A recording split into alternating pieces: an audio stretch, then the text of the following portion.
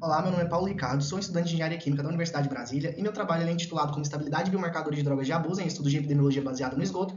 Meu orientador é o professor Dr. Fernando Fabrício Sodré e esse trabalho foi desenvolvido no AQUA, o Grupo de Automação, Quimiometria e Química Ambiental.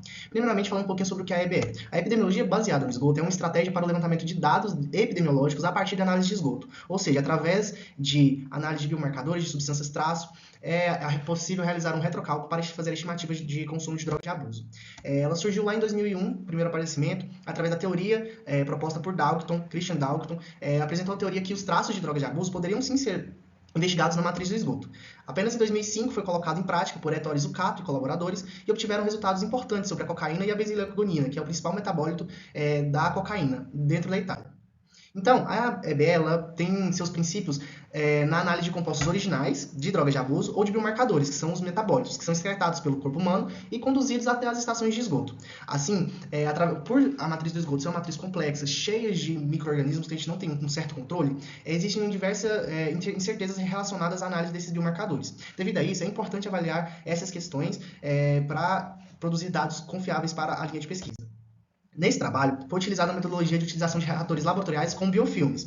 Biofilmes estes que são comunidades de micro-organismos que se aderem tanto à superfície e elas possuem papel importante nas transformações dos biomarcadores. Para isso, foi utilizado dois reatores, um reator em condições aeróbicas e outro anaeróbicas, e a alimentação desses reatores foi dividida em duas partes, sendo a primeira feita a alimentação com esgoto bruto não tratado a cada 48 horas e a outra a cada 24 horas, com o bombeamento de ar naqueles que foram daquele esgoto que é para alimentação de reatores aeróbicos.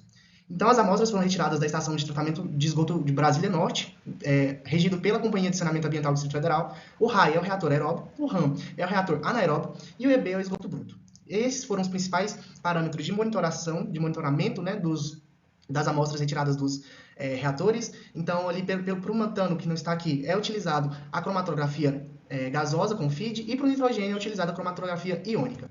Assim, os principais resultados são: os sólidos suspensos totais e voláteis, a relação entre o SST e o SSV apresenta que a quantidade de micro-organismos que estão em suspensão. Como nos reatores, tanto para a primeira etapa quanto para a segunda, foi menor do que no esgoto bruto, indica que há sim uma aderência desses micro-organismos à superfície e também a formação de biofilmes, que é esse acúmulo de micro-organismos. O carbono orgânico dissolvido apresenta a atividade microbiológica e degradação da matéria orgânica dentro dos reatores. Então, para a primeira etapa, por exemplo, os valores de carbono orgânico dissolvido são menores nos reatores do que no esgoto bruto, o que indica uma atividade de degradação da matéria.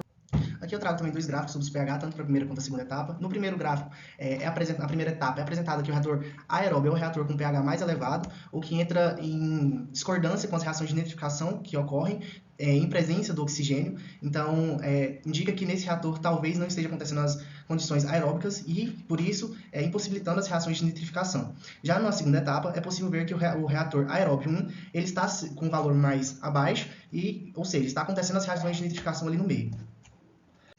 A condutividade elétrica é outro parâmetro importante que indica a quantidade de íons livres, ou seja, quanto maior a degradação de matéria orgânica, maior a liberação de íons livres para o meio e maior a condutividade elétrica, o que podemos ver dentro dos gráficos que está assim ocorrendo uma maior degradação da matéria orgânica nas condições anaeróbicas. O oxigênio traz informação de diferenciação, quanto maior a concentração de oxigênio dissolvido, menor está sendo a atividade aeróbia. Então, como a gente pode ver nos gráficos, uma menor quantidade da concentração, uma menor concentração de oxigênio dissolvido indica uma maior atividade de micro-organismos em condições aeróbias. Sobre o perfil temporal do metano, ao lado esquerdo, é possível ver que está acontecendo a formação de metano através das substâncias dos micro-organismos que são as arqueias metanogênicas, que produzem o metano, e o reator anaeróbico, em condições anaeróbicas, está produzindo uma quantidade maior de metano. Já a série de nitrogênio, é possível verificar através do gráfico que está assim ocorrendo a oxidação do NH4+, formando nitrito e nitrato.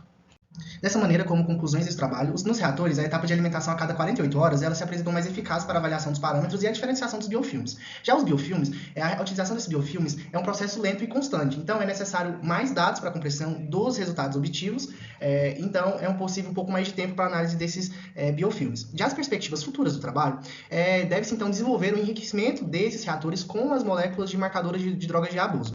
Assim, eu agradeço ao Grupo de Automação Quimiometria e Química Ambiental, no Instituto de Química, ao CNPq, à Universidade de Brasília, em nome do Programa de Iniciação Científica. E é isso. Muito obrigado.